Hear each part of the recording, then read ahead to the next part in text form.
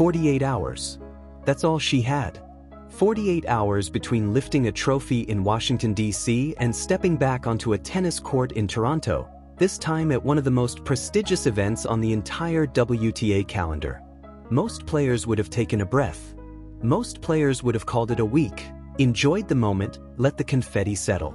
But Alex isn't most players, and honestly, if you've been following her story even for the past few weeks, you already knew she wasn't going to slow down.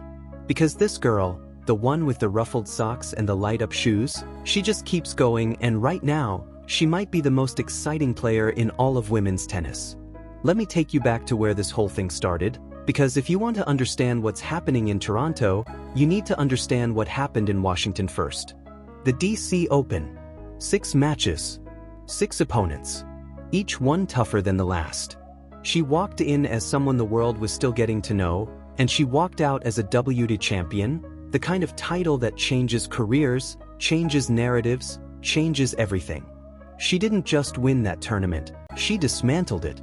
Olympic champions, Grand Slam winners, the world number 3, all of them stepped across the net and all of them walked back defeated. By the end of it, she wasn't just a name on a bracket anymore. She was a statement. And then, before the noise even had time to die down, before the interviews wrapped and the flights were booked and the moment could fully sink in, she was back on court. Toronto. The National Bank Open. A WTA 1000 event with a prize pool of $7.43 million and 1,000 ranking points on the line for the champion. This wasn't the DC Open. This was bigger. This was the kind of tournament where legacies are made, where the very best in the world come to prove they belong at the top. And Alex walked in anyway, because that's just who she is right now.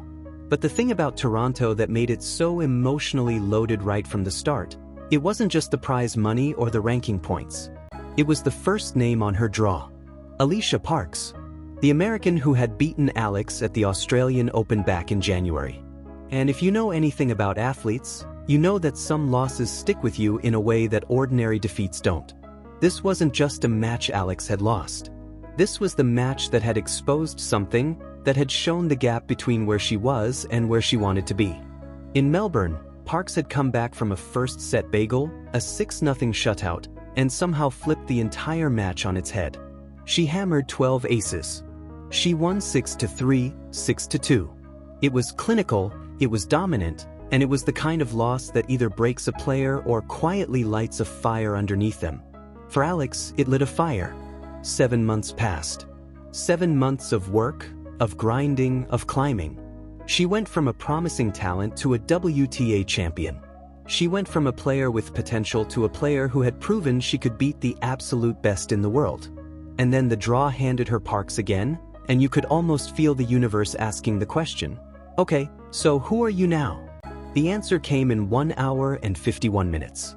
From the very first point, Alex made it clear that this was a completely different match. She didn't come out nervous. She didn't come out tentative. She came out with a plan, and she executed it with the kind of calm precision that you just don't expect from a 21-year-old who had been lifting a trophy less than 48 hours earlier. Parks is 6'1". She's powerful. She has one of the biggest serves on the women's tour. In Melbourne, that power had overwhelmed Alex, had dictated the terms of every single rally. But in Toronto, Alex refused to play that game. She didn't try to match Parks shot for shot. She went the other way entirely: consistency, patience, extending rallies, forcing errors, waiting for the moment and then taking it. Parks fired 4 aces in the opening set, but it didn't matter. Alex broke her serve twice and capitalized on 18 unforced errors from the American. The first set lasted 31 minutes. The scoreline was 6-1. A masterclass. Then Parks hit back because of course she did. That's who Parks is. She doesn't fold easily. She came alive in the second set, firing 6 of her 10 aces to take control of the pace.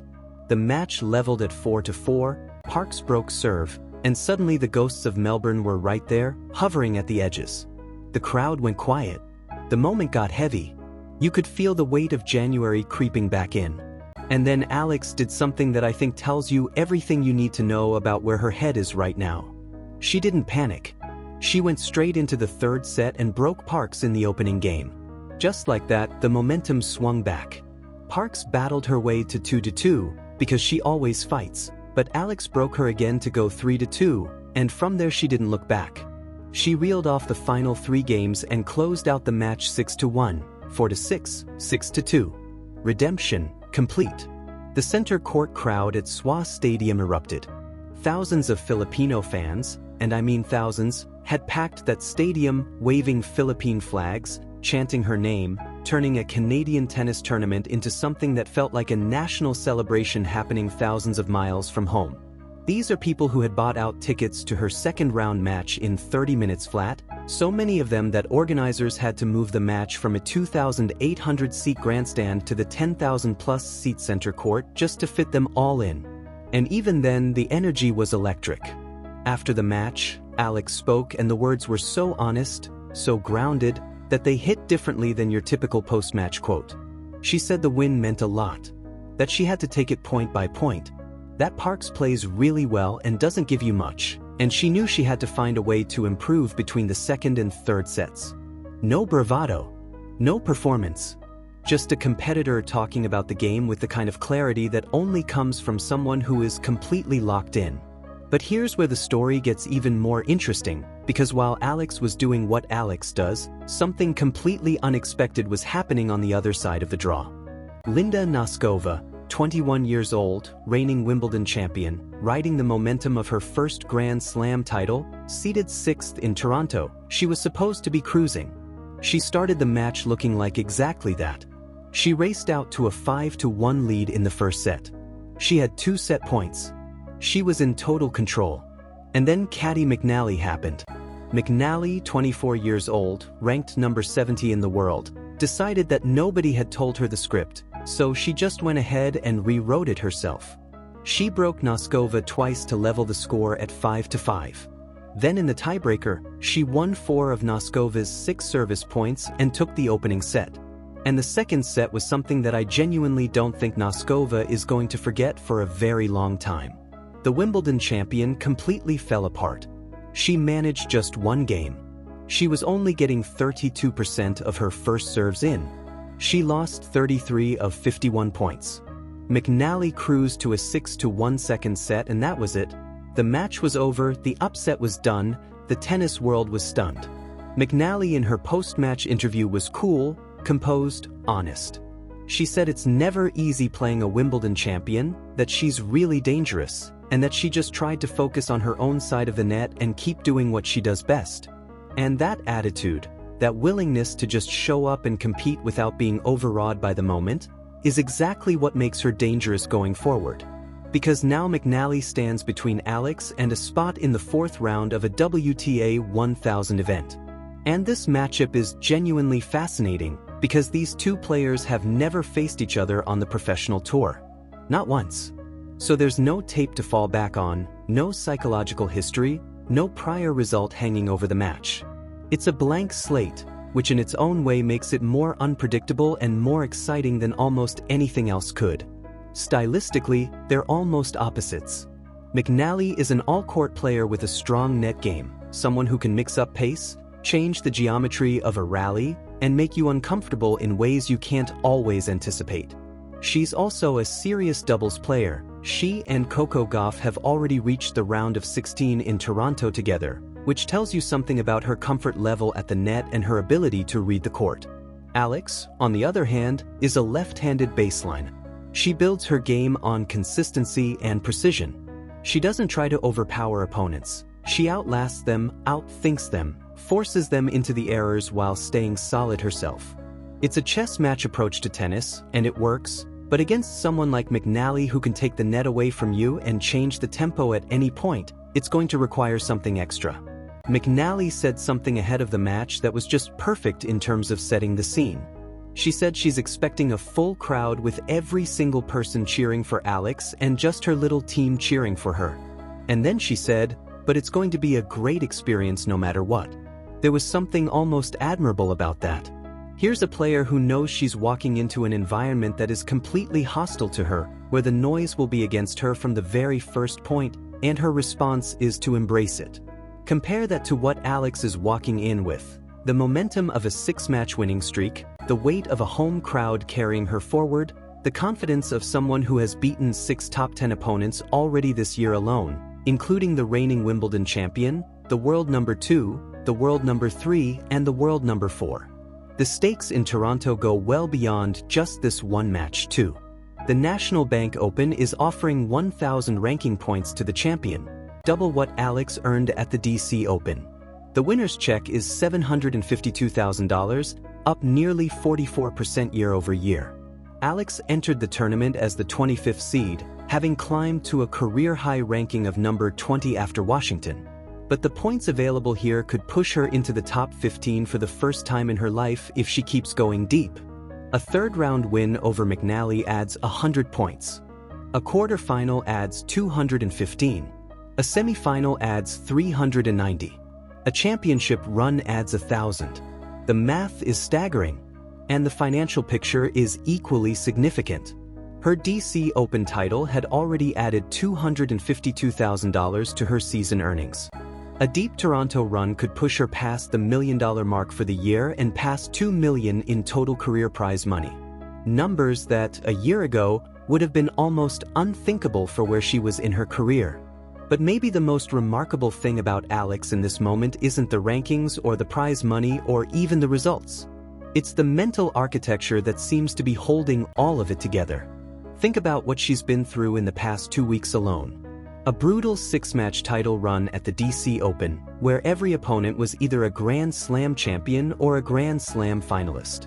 Then a 48-hour turnaround and straight back into a WTA 1000 draw, facing the player who had handed her one of the toughest losses of her career. And she didn't just survive that match.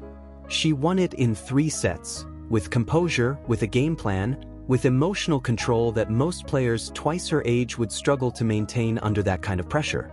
The 21-year-old Filipina has become something that goes beyond just a good tennis story. She's become a symbol of something, a focal point for an entire community that is showing up for her in numbers that the WTA hasn't seen in a very long time. When you sell out a 2,800-seat venue in 30 minutes and force a move to a 10,000-seat stadium that also fills up, that's not just fan support, that's a movement. And Alex carries that with her every time she walks on court. The match against McNally is scheduled for Saturday, August 8th, no earlier than 8 in the morning Philippine time, on center court at SWA Stadium. And if you think the atmosphere for the Parks match was something, just wait. The Filipino community in Toronto is expected to show up in even greater force for this one. Because they can feel what's happening.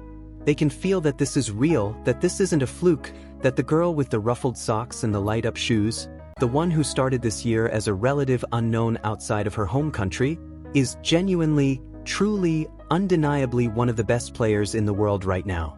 Not potentially, not eventually, right now. McNally is dangerous. Absolutely she is. She just beat the Wimbledon champion. She has a career-high ranking of 50. She's already recorded 22 WTA level wins this season, a personal best. She's not going to walk onto that court and hand Alex anything. She's going to compete, she's going to fight, and she's going to use everything in her arsenal to slow down a player who right now looks almost unstoppable. But here's what I keep coming back to. Every single time someone has stepped across the net from Alex over the past 2 weeks, they've brought their best. The Olympic champion brought her best. The 4-time Grand Slam winner brought her best. The world number 3 brought her best. The player who beat her in Melbourne brought her best. And every single one of them lost. So the question isn't whether McNally is dangerous. Of course she is. The question is whether anyone on the planet right now, has an answer for what Alex is doing. And based on everything we've seen, based on the way she moves, the way she competes, the way she stays calm when the pressure is at its absolute highest, the honest answer is that nobody has figured it out yet. The $7.43 million prize pool is within reach. The WTA 1000 title is a realistic goal. The top 15 is right there on the horizon. And Alex, the girl from the Philippines who walked into this season with a dream and has spent every week since then turning it into something real, she's not stopping. She's not slowing down. She's not taking a breath. She's just going to keep fighting, keep believing, and keep walking out onto that court with those ruffled socks and those light-up shoes, ready to do it all over again. Because she's come too far to stop now, and honestly, neither have the thousands of people who have fallen in love with this story.